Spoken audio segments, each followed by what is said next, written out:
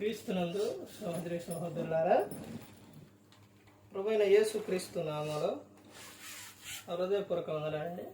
ముందుగా ఇంత మంచి సమయాన్ని ఇచ్చిన తండ్రి అయిన దేవునికి ప్రభువైన క్రీస్తు ద్వారా కృతజ్ఞతా స్తుతులు చెల్లిస్తున్నానండి. అందరూ బాగున్నారండి. వాక్యం చదువుకొని ప్రార్థన చేసుకున్న తర్వాత పాఠంలోనికి వెళదామండి.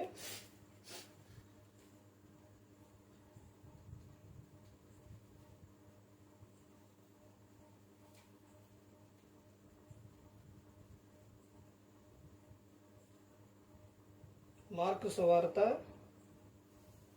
14వ అధ్యాయం 32వ వచనం. వారు గెత్సేమనే అనబడిన చోటునకు వచ్చినప్పుడు ఆయన, నేను ప్రార్థన చేసి వచ్చు వరకు మీరిక్కడ కూర్చునుడని తన శిష్యులతో చెప్పి పేతురును యాకోబును యోహానును వెంటబెట్టుకుని పోయి మిగిలిన విభ్రాంతి నొందుటకును చింతాక్రాంతుడగుటకును ఆరంభించాను. అప్పుడు ఆయన, నా ప్రాణము మరణమగునంతగా దుఃఖంలో మునిగి ఉన్నది, మీరిక్కడ ఉండి మెలకుగా నుండని వారితో చెప్పి కొంత దూరం సాగిపోయి నేల మీద పడి సాధ్యమైతే ఆ గడియ తన యొద్ద నుండి తొలగిపోవాలని ప్రార్థించుచు, నాయన తండ్రి, నీకు సమస్తం సాధ్యం, ఈ గిన్నె నా యొద్ద నుండి తొలగించుము, అయినను నా ఇష్ట ప్రకారము కాదు, నీ చిత్త ప్రకారమే కానిమ్ము అనెను. ప్రార్థన చేసుకున్నాను. పరలోకమందున్న మా తండ్రి, పరిశుద్ర ప్రేమ గల తండ్రి, గొప్ప తండ్రి, యెహోవా తండ్రి, అయ్యా మీ ప్రియ కుమారుడు యేసుక్రీస్తు ప్రభువారి ద్వారా కృతజ్ఞతా స్తుతులు చెల్లిస్తున్నాము నాయన. అయ్యా కూడికంతట్లో మీరే నడిపించండి. వాక్యం బోధించుండగా తండ్రి, అయ్యా వినువారు మంచి రోజుని తిని వాక్యానుసారంగా నడిచే భాగ్యం దయచేయండి. వాక్యం బోధించుండగా ఈ లోక సంబంధమైన జ్ఞానంతో కాకుండా మీ జ్ఞానంతో మాట్లాడే భాగ్యం దయచేస్తారని మా ప్రభువైన యేసుక్రీస్తు నామమున వేడుకుంటున్నాం తండ్రి, ఆమేన్. ప్రభునేసుక్రీస్తు నామములో హృదయపూర్వక వందనాలండి. దేవుని కుమారుడు యేసుక్రీస్తు ప్రభువారు ఈ లోకానికి వచ్చిన తర్వాత పరలోక రాజ్యం సమీపిస్తుంది గనుక మారు మనసు పొందమని ప్రకటింప మొదలుపెట్టారు. అంశం పాఠం పేరు రాసుకోండి.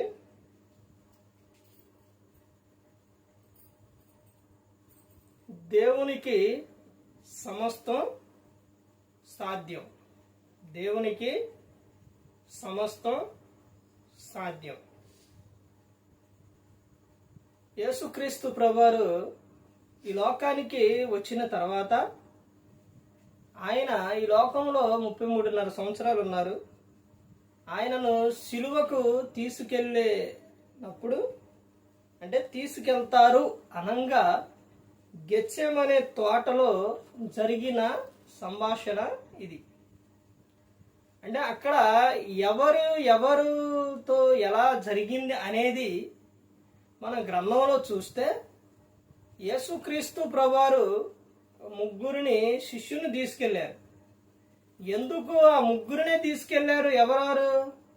పేతురు, యోహాను, యాకోబు. ఎందుకు ఆ ముగ్గురినే తీసుకెళ్లారంటే, ఇప్పుడు ఆ ముగ్గురు కూడా ఎలా ఉండేవాళ్ళనంటే ఆసక్తిగా ఉండేవాడు.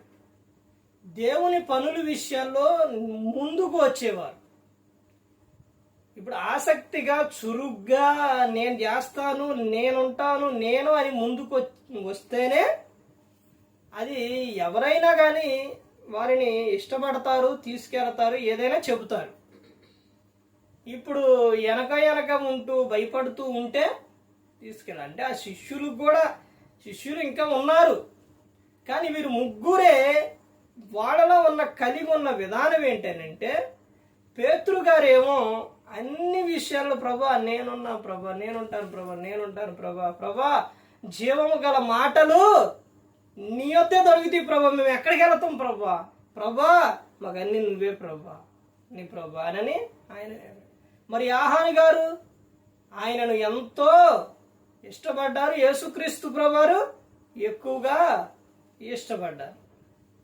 అంటే అందరిని ఇష్టపడ్డారు, కానీ యోహాను గారు అంటే కొంచెం ఎక్కువ. ఇప్పుడు తల్లిని ఎవరు గొప్ప చెప్పారు? యోహాను గారికి ఒప్పచెప్పారు. ఆయన తండ్రి యొద్దకు వెళ్ళేటప్పుడు యాకోబు గారు అంటారు. యాకోబు గారు ఆయన ఎలాంటి ఆయన అంటే ధైర్యం కలిగిన ఆయన. ఎంత ధైర్యం అంటే అపోస్తుల కార్యాల్లో మొదటిగా ఎవరిని శిరచ్ఛేదనం చేశారు అని అంటే యాకోబు గారిని. యాకోబు గారిని శిరచ్ఛేదనం చేయడానికి తీసుకెళ్లేటప్పుడు ఆయన ఇప్పుడు ఎవరైనా కానీ నిన్ను చంపేస్తారు, ఇప్పుడు చంపేయడానికి తీసుకెళ్తున్నారు, నువ్వు చనిపోతావనంటే వాళ్ళలో ఏముండిద్ది? భయం ఉండిద్ది. నన్ను చంపేస్తారు, నేను చనిపోతా, నా పని అయిపోయింది కానీ బాధపడతా. కానీ ఆయన అలా లేరు. ఆయన నడిచి ఆయన్ని చంపడానికి శిరచ్ఛేదనం చేయడానికి చరిత్రకారులు చెబుతారు తీసుకెళ్తూ ఉంటే ఆయన ధైర్యంగా వెళుతూ ఉంటే, నడుస్తూ ఉంటే పక్కనున్న వ్యక్తి చూసి, ఆయన ధైర్యాన్ని చూసి అతను కూడా ఏమైండు? మారుమనసు పొందింది. అయితే యాకోబు గారిని ఆయన మారుమనసు పొందిన ఇద్దరిని కూడా చంపేశారు. అంటే యాకోబు గారు చూడండి ఎంత ధైర్యం కలిగి ఉన్నారు. అందుకనే వీరు ముగ్గురిని ఎక్కువగా ఏం చేసేవారు? యేసుక్రీస్తు ప్రభువారు వెంట తీసుకెళ్లేవారు. ఇప్పుడు అక్కడికి వెళ్ళిన తర్వాత గెత్సేమనే తోటలోకి వెళ్ళిన తర్వాత ఆయన ప్రార్థన చేయడానికి కొంత దూరం వెళ్ళి సాగిలపడి సాధ్యమైతే ఆ గడియ తన యొద్ద నుండి తొలగిపోవాలని ప్రార్థించుచు, నాయన తండ్రి నీకు సమస్తం సాధ్యం. దేవునికి సమస్తం కూడా ఏంటంటే సాధ్యం. సమస్తం సాధ్యం. యేసుక్రీస్తు ప్రభువారు చెప్పిన విషయాలు అసలు దేవుణ్ణి తండ్రిని ఎంతగా ఘనపరిచారంటే, ఎంతగా హెచ్చించారంటే, అంటే హెచ్చించడం అంటే చెప్పడం, అంటే దేవుడు గొప్పవాడు, సృష్టిని చేసింది ఆయనే. కానీ యేసుక్రీస్తు ప్రభువారు తండ్రి గురించి ఇదిగా చెప్పారు. అంత ఇష్టం అండి. అందుకనే అసలు ఏ విషయంలోనైనా ఏమని చెప్పండి తెలుసండి, నా తండ్రి అక్కడ ఎలా ఉన్నారో నేను ఇక్కడ అలాగా చేస్తున్నాను. యోహాను సువార్త 5:19. ఇప్పుడు ఒక పిల్లవాడికి దెయ్యం పట్టినప్పుడు, అపవిత్రాత్మ దెయ్యం పట్టినప్పుడు తీసుకొచ్చినప్పుడు ఆ తండ్రిగా అక్కడ ఉన్న సందర్భాలు జరిగిన తర్వాత, ఇదిగో నువ్వు నమ్ముచున్నావా? నమ్మితే దేవునికి సమస్తం సాధ్యం అన్నప్పుడు, నమ్ముచున్నాను ప్రభా, అపనమ్మిక లేకుండా సహాయం చేయమని చెబుతుంది. అంటే దేవునికి సమస్తం కూడా సాధ్యం. అర్థమైందండి? ఈ రోజున జీవితాల్లో జరిగిన అద్భుతాలు, ఆశ్చర్యకరమైన విషయాలు. ఒక ప్రాంతం నుంచి ఒక చోటకు వెళ్ళి అక్కడ మరి అందరూ ఉన్నారు, అవ్వదు అనుకొని వచ్చేస్తూ ఉంటే మరలా పిలిచి అక్కడ ఏం చేశారు? ఇదిగో ఓపెన్ అయిందని బ్యాంకులో వేసుకున్నారు. అందరూ వెళ్ళిపోయారు. కానీ చూడండి దేవుని గొప్పదనం, అది దేవుని సహాయం. ఆయనకు సమస్తం సాధ్యం. మరి షాప్ కాడికి వెళితే అక్కడ అమౌంట్ డబ్బులు లేకపోతే రేపేస్తానండి. సరేనండి, సరే అన్నాడు. ఏంటది? దేవునికి సమస్తం సాధ్యం. మరలా ఒక చాట ఇది తినాలి అనుకున్నప్పుడు వేరే ద్వారా దేవుడు దాన్ని పంపించారు. ఆశ గల ప్రాణం ఆయన ఏం చేస్తారు? తృప్తిపరుస్తారు. అంటే నేను ఏం తినాలి?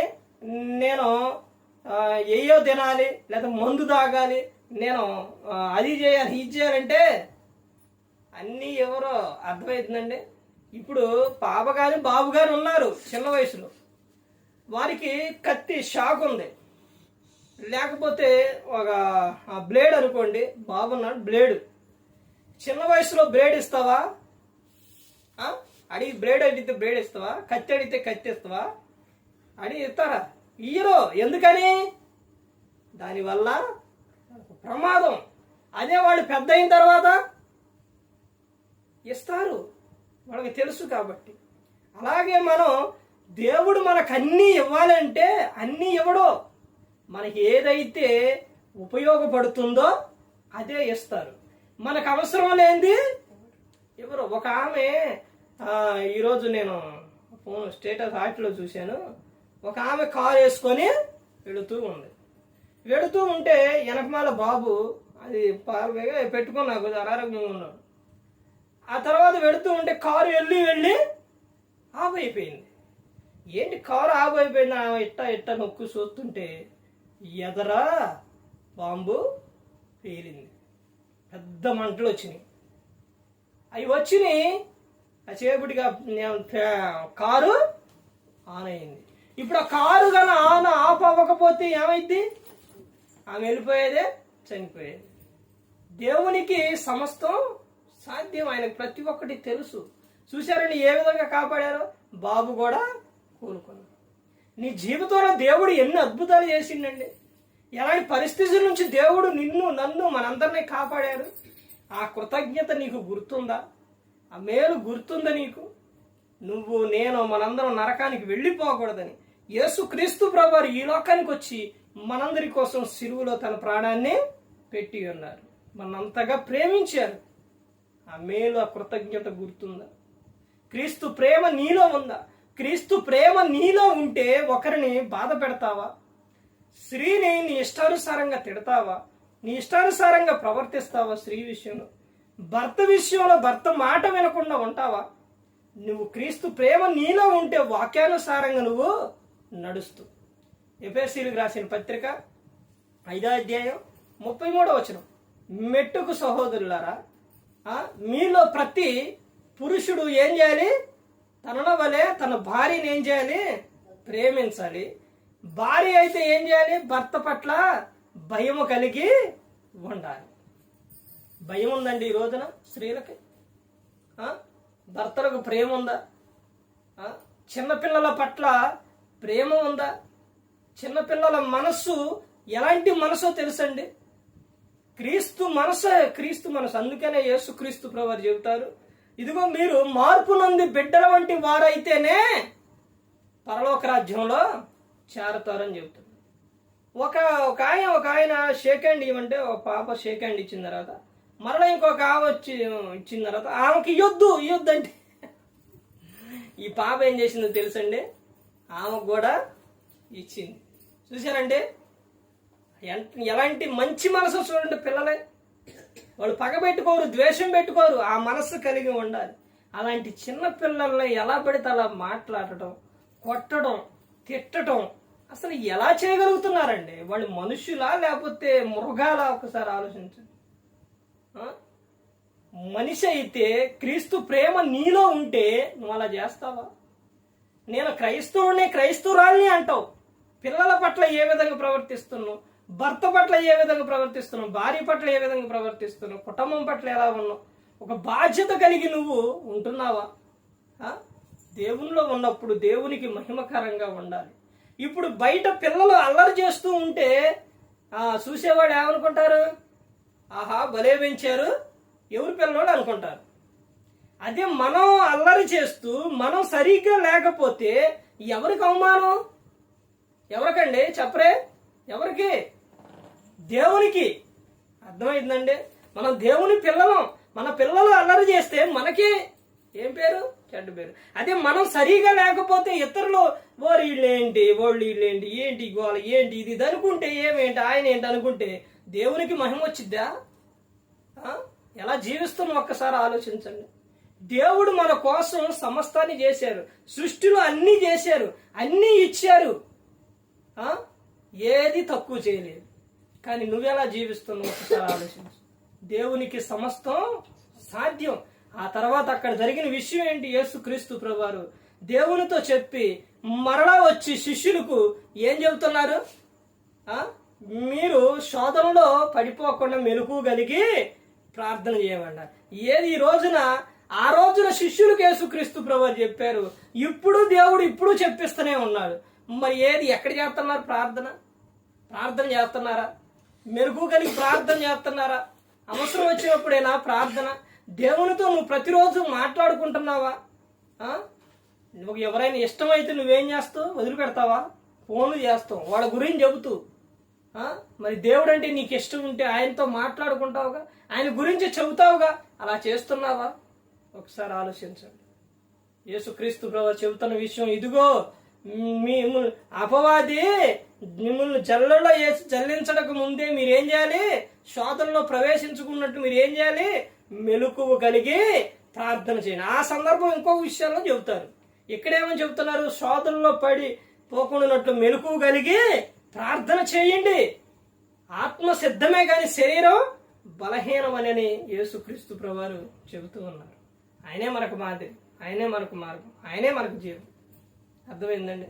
ఎందుకంటే ప్రతి ఒక్కరు గమనించుకోవాలి. ఏ ఒక్కరు కూడా నశించి నరకానికి వెళ్ళిపోకూడదు. యేసుక్రీస్తు ప్రభువారు ఈ లోకానికి వచ్చి మనందరి కోసం సిలువలో తన ప్రాణాన్ని పెట్టి ఉన్నారు. మరి ఈ విధంగా నిలబెట్టి మాట్లాడించిన తండ్రి దేవునికి కృతజ్ఞతాస్తుతులు చెల్లిస్తూ, ఇంతవరకు శ్రద్ధగా ఉన్న మీకు ప్రభు పేరున హృదయపూర్వక వందనాలు చెల్లిస్తూ ఈ మాటలు ముగిస్తారు. అందరికీ వందనాలు.